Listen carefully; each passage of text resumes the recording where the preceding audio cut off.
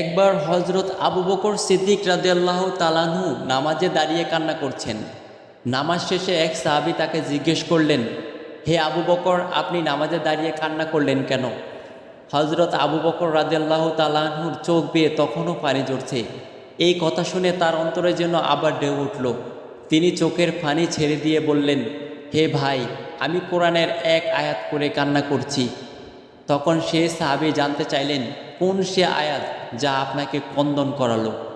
তখন আবু বকর সিদ্দিক রাদিয়াল্লাহু তাআলা আনহু বললেন, সেই আয়াতটি হলো, হে বান্দা, আমি তোমার জানমাল কিনে নিলাম, বিনিময়ে আমি তোমাকে জান্নাত দিয়ে দিলাম।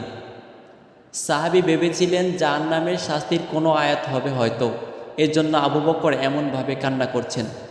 কিন্তু এই আয়াত শুনে সাহাবী একটু অবাক হলেন এবং আবু বকর সিদ্দিক রাদিয়াল্লাহু তাআলা আনহুকে জিজ্ঞেস করে বললেন, হে আবু বকর, এত খুশির খবর, আল্লাহ আমাদের জানমালের বিনিময়ে আমাদেরকে জান্নাত দান করবেন, এখানে কান্নার কি আছে?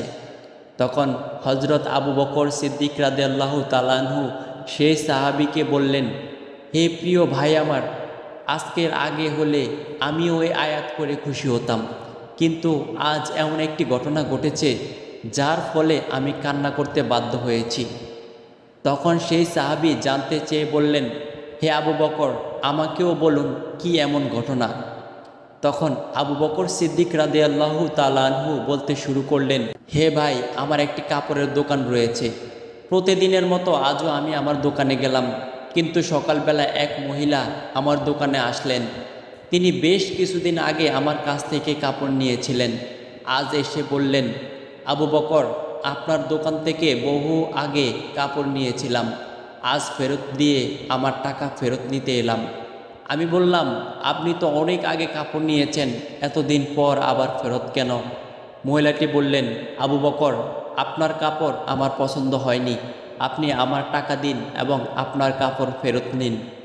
এ আয়াত পড়ে আমি এই চিন্তা করে কান্না করছি, যদি হাসরের ময়দানে আল্লাহ আমাকে বলে ফেলেন, হে আবু বকর, তোমার জানমাল ফেরত নাও এবং এর বিনিময়ে যে জান্নাত দিয়েছিলাম তা ফেরত দাও, কেননা তোমার নামাজ, তোমার কোরবানি, তোমার রোজা, তোমার জিহাদ, তোমার জিকির আমার পছন্দ হয়নি। তাহলে তখন আমি কি করব? কি জবাব দেব? সেদিন তো তাহলে আমার কাছে আর কিছুই থাকবে না, বড় ক্ষতি হয়ে যাবে আমার। এই চিন্তা করে আমি কান্না করি। সুবহানাল্লাহ।